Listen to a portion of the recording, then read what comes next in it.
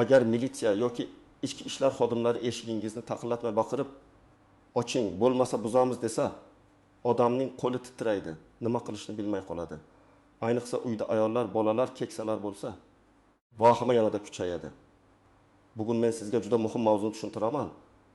Militsiya qachon uyga kirishi mumkin, qachon kira olmaydi? Eshikni buzib kirayotgan bo'lsa, siz qanday harakat qilishingiz kerak? O'zingizni va oilangizni qonun yo'li bilan qanday himoya qilishingiz mumkin? Bu ma'lumot O'zbekistonda yashayotgan har bir odamga kerak. 18 yoshdan 65 yoshgacha bo'lgan har bir fuqaro buni bilishi shart. Chunki mening aybim yo'q. Menga aloqasi yo'q deb yurish yetarli emas. Ba'zida xatolik bo'ladi, manzil adashadi. Qo'shni ustidan ish bo'ladi, qarindosh qidiruvda bo'ladi, ijarachi muammo chiqaradi. Shuning uchun hoziroq kanalga obuna bo'ling. Videoga like bosing, chunki bu bilim bir kun sizni katta muammodan saqlab qolishi mumkin. Men avvalo oddiy tilda aytaman. Uy-joy daxlsizligi konstitutsiyaviy huquq. Ya'ni sizning uyingizga kimdir, hatto davlat organi xodim bo'lsa ham xohlagan paytda kirib kelishi mumkin emas. Uy deganda faqat o'zingizga tegishli kvartira emas, ijarada yashayotgan xona, hovli, yotoqxona, xonasi, xizmat uyi ham tushuniladi. Muhim narsa, siz yashayotgan joy shaxsiy hayotingiz joyi hisoblanadi. Oldin odamlar ko'pincha militsiya keldi, demak ochish kerak, nima desa qilish kerak deb o'ylardi. Ko'pchilik hujjat so'ramasdi, orda so'ramasdi. Bayonnomaga e'tibor bermasdi. Natijada uyda tintuv bo'lgandan keyin telefonim yo'qoldi. Pulim qani? Protokolda boshqa narsa yozilgan. Men imzo qo'yganimni tushunmaganman degan muammolar chiqardi. Hozir esa fuqarolarning huquqiy savodi oshyapti. Telefon kamerasi bor. Advokat chaqirish imkoniyati bor, shikoyat qilish mexanizmlari ham bor. Lekin shu bilan birga jinoyatchilikka qarshi tezkor tadbirlar ham ko'paygan. Giyohvandlik, firibgarlik, internet orqali aldash, qarzdorlik, oilaviy zo'ravonlik, qidiruvdagi shaxslar, noqonuniy qurol, diniy ekstremizm bo'yicha holatlar bo'lishi mumkin. Shuning uchun ichki ishlar organlari ba'zan tez harakat qiladi. Ana shu joyda eng muhim savol tug'iladi. Tez harakat qilish ularning hamma narsaga haqli ekanini anglatadimi? Yo'q, qonuniy asos bo'lishi kerak. Lekin siz ham qonuniy asosini so'rashda ehtiyotkor, xotirjam va aqlli bo'lishingiz kerak. Asosiy qism nimalarni bilish kerak, kim xavotir olish kerak, kim haddan tashqari vahima qilmasligi kerak. Men birinchi navbatda shuni aytaman. Militsiya eshikni buzib kiryapti degani har doim ham noqonuniy degani emas. Ayrim vaziyatlarda ular kirishga haqli bo'lishi mumkin. Masalan, ichkarida odam hayoti xavf ostida bo'lsa, kimdir yordam bering deb baqirsa, gaz hidi kelayotgan bo'lsa, yong'in xavfi bo'lsa, jinoyatchi aynan shu uyga kirib yashiringani haqida asosli ma'lumot bo'lsa, yoki sud prokuror ruxsati bilan tintuv o'tkazilayotgan bo'lsa, ular majburiy kirishi mumkin. Lekin boshqa tomondan biz militsiyamiz och degan gapning o'zi yetarli emas. Xodim o'zini tanishtirishi, xizmat guvohnomasini ko'rsatishi, nima sababdan kelganini tushuntirishi kerak.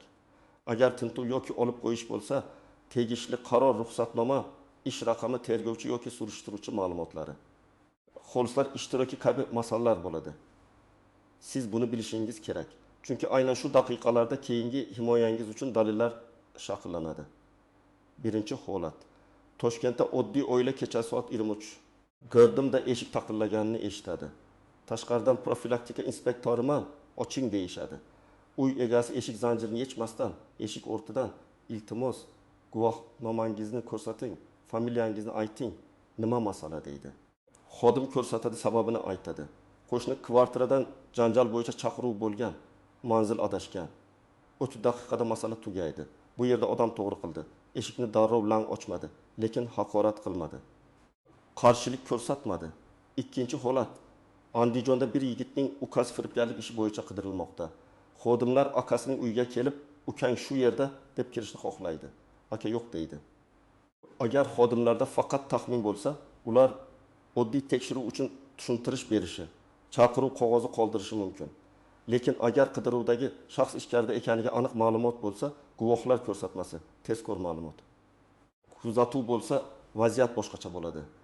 Bunday paytda uy egasi men hech kimni bermayman deb eshikni tirab olsa, o'zi ham muammoga kirishi mumkin.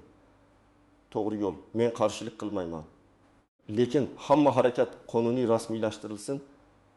Guvohnomangizni ko'rsating. Advokatimga qo'ng'iroq qilaman. videoga olyapman deyish. 3-holat. Samarqandda kechasi uyda oilaviy janjal bo'ladi. Qo'shni militsiyaga qo'ng'iroq qiladi. Ichkarida ayolni uryapti, bolalar yig'layapti deydi. Militsiya keladi.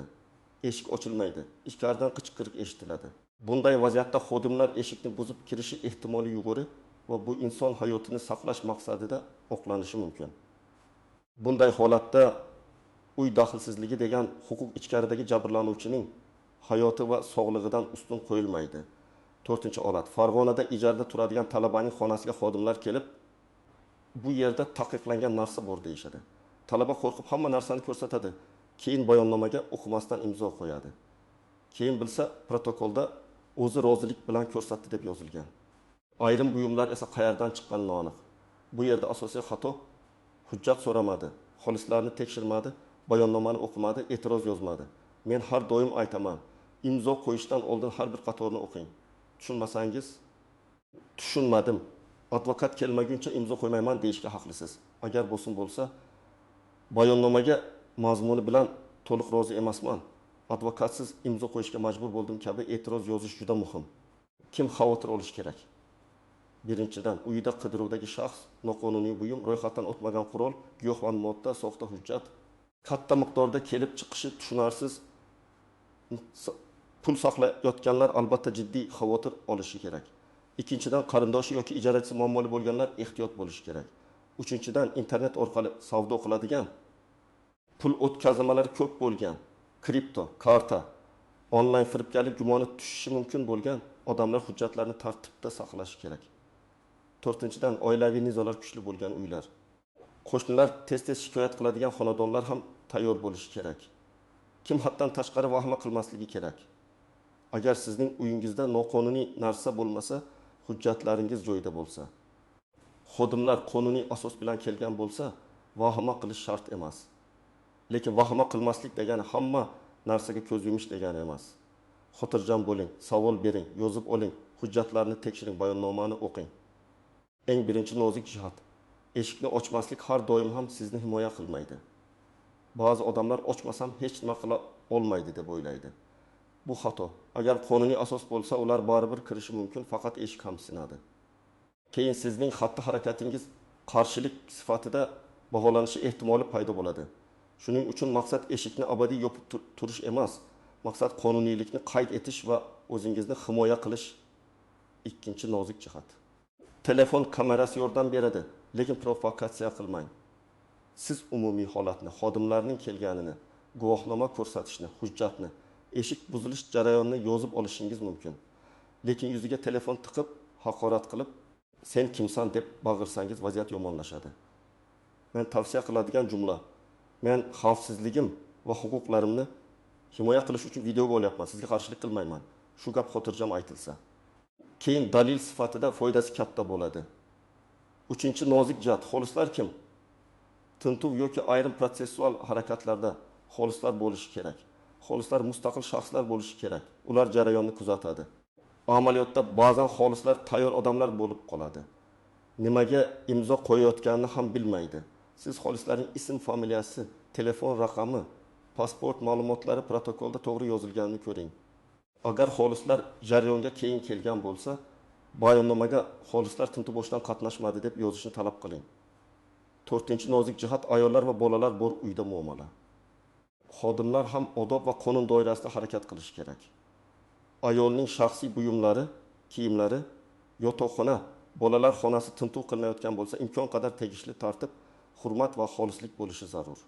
Agar ayolni shaxsiy ko'rikdan o'tkazish kerak bo'lsa, bu ayol xodim tomonidan amalga oshirilishi kerak.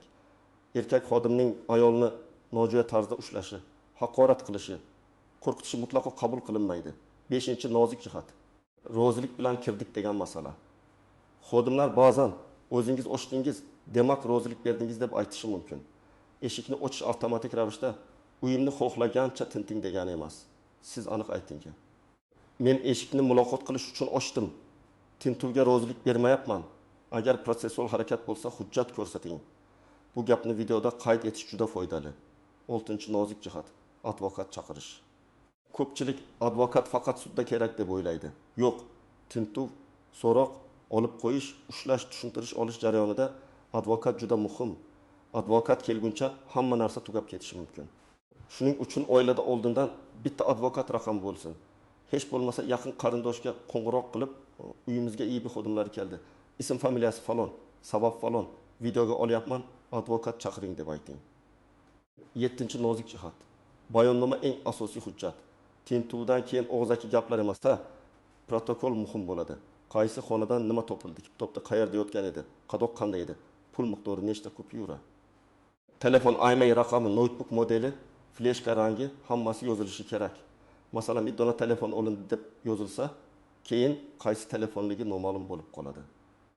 To'g'risi, iPhone 13 qora rang, IMEI raqami, ekranida yoriq bor, sim karta raqami falon deb yozilishi kerak. Pul bo'lsa 1 million so'm emas, kupyuralar soni nominali holat yozilsin. Siz talab qiling. Endi eng muhim qismga o'tamiz. Men sizga aniq algoritm beraman. Buni eslab qo'ling, oilangizga ham ayting. Birinchi qadam, vahima qilmang va eshik oldiga yolg'iz yugurmang. Uyda bolalar bo'lsa, ularni orqaroq xonaga o'tkazing. Pech, gaz, elektr xavfsizligini tekshiring. Agar siz tajovuzkor holatda chiqib ketsangiz, vaziyat keskinlashadi. Nafas oling, telefonni yo'qing, ovoz yozuv yoki video yozuvni boshlang. Ikkinchi qadam, eshik o'rtadan aniq savollar bering. Kim keldi? Qaysi bo'limdan? Familiyangiz? Xizmat guvohnomangizni ko'rsating. Kelish sababi nima? Sizda sud yoki tergov qarori bormi? Eshikni buzish uchun asos nima? Bu savollarni baqirmasdan aniq va ravshan bering. 3-qadam, guvohnomani ko'ring. Eshik ko'zchasi, kamera, panjara yoki zanjir orqali ko'rishga harakat qiling. Agar imkon bo'lsa, guvohnomani kameraga yaqinroq tuting, deng. Xodimning ism familiyasi, lavozimi, bo'limi, kelgan vaqti. Xizmat mashinasi raqamini yozib oling. Bu ma'lumotlar keyin shikoyatda kerak bo'ladi. 4-qadam, milikiga o'zingiz qo'ng'iroq qiling. Bu juda muhim. Mening manzilim falon. Eshigim oldida o'zini IIB xodimi deb tanishtirgan shaxslar turibdi. Eshikni buzamiz deyapti. Iltimos, navbatchi qism orqali tekshirib bering. Rostdan ham shu xodimlar yuborilganmi deb ayting. Bu qo'ng'iroq yozuvda qoladi. Agar ular haqiqiy xodim bo'lsa ham, sizning ehtiyotkorligingiz normal holat. Agar firibgar yoki soxta xodim bo'lsa, bu sizni qutqaradi. 5-qadam, advokat yoki ishonchli qarindoshga qo'ng'iroq qiling. Bitta gap yetarli. Uyga militsiya keldi. Tintuv bo'lishi mumkin. Falon manzil. Tez yetib keling yoki advokat yuboring. Telefonni yashirincha emas, ochiq ayting. Men advokat chaqiryapman deyish qonuniy huquqingiz. 6-qadam. Agar ular qonuniy hujjat ko'rsatsa, jismoniy qarshilik qilmang. Men alohida ta'kidlayman. Xodimni itarmang, qo'lidan ushlamang, eshik o'rtaga shkaftiramang, haqorat qilmang. Chunki keyin sizga nisbatan alohida ayblov yoki ma'muriy javobgarlik masalasi chiqishi mumkin. Sizning kuchingiz mushtda emas, dalilda, videoda, bayonnomada, shikoyatda. 7-qadam. Uyga kirishganidan boshlab chegarani belgilang. Men qarshilik qilmayman, lekin barcha harakatlar bayonnoma bilan xolislar ishtirokida advokat kelguncha imkon qadar kutgan holda amalga oshirilishini so'rayman. Har bir olib qo'yilgan buyum ro'yxatga kiritilsin. Men e'tirozlarimni bayonnomaga yozaman deng. 8-qadam. Tintuvda bir joyda turib kuzating. Uy egasi sifatida siz jarayonni kuzatishga harakat qiling. Agar bir vaqtning o'zida katta xonani katta xodim alohida ko'rayotgan bo'lsa, siz hammasini nazorat qila olmaysiz. Bunday vaziyatda ayting. Iltimos, xonalar navbat bilan ko'rilsin. Men va xolislar ko'rib tursin. Bu juda muhim. Chunki keyin bu narsa qayerdan chiqdi degan savol paydo bo'lmasin.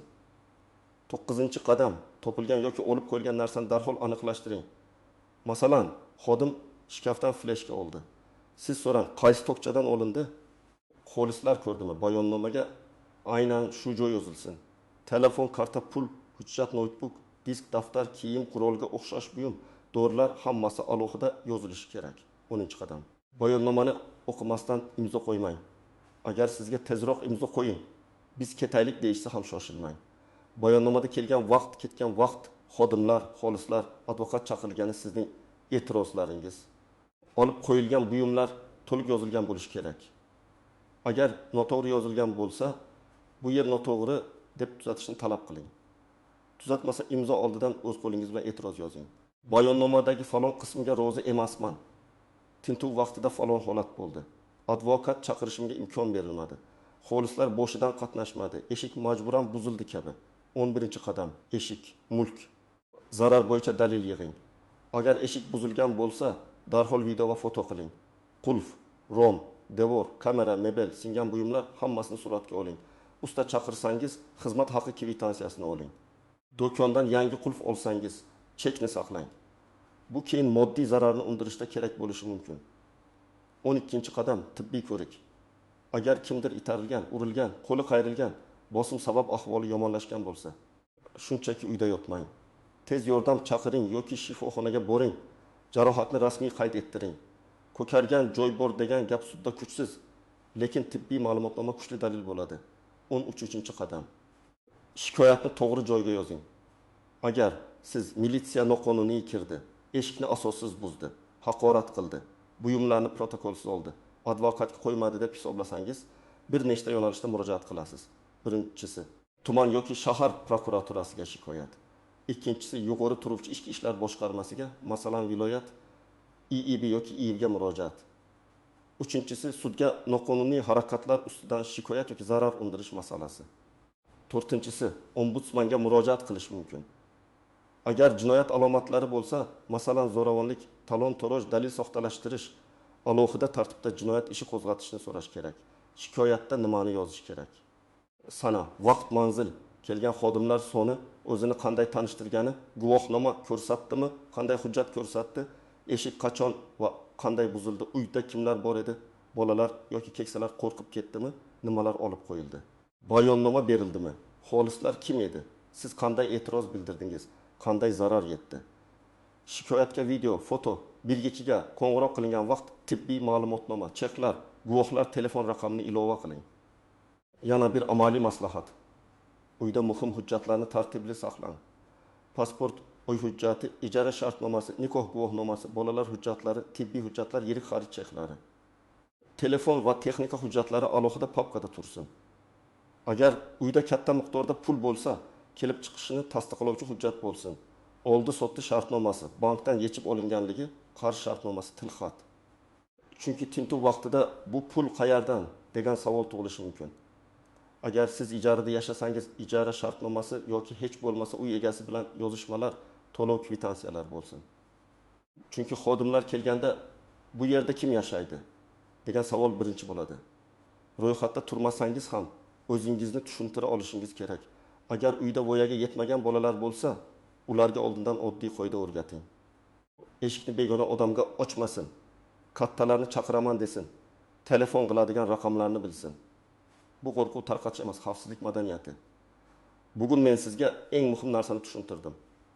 Militsiya ham qonun doirasida harakat qilishi kerak. Fuqaro ham o'z huquqini qonuniy yo'l bilan himoya qilishi kerak. Eshikni buzib kirish har doim noqonuniy emas, lekin har doim asos, tartib, bayonnoma va javobgarlik bo'lishi kerak. Sizning vazifangiz vahimaga tushmaslik, jismoniy qarshilik qilmaslik, xodimlarni aniqlash, ichiga qo'ng'iroq qilish, advokat chaqirish, videoga olish, bayonnomani o'qish va e'tirozlarni yozish. Agar shunday holat sizda yoki tanishlaringizda bo'lgan bo'lsa, izohlarda yozing, qaysi hududda bo'ldi, xodimlar hujjat ko'rsatdimi, qanday yakunlandi. Bu boshqa odamlarga ham saboq bo'ladi. Videoga like bosing, kanalga obuna bo'ling va yaqinlaringizga yuboring. Chunki huquqini bilgan odam qo'rqmaydi, lekin ehtiyotsiz ham bo'lmaydi.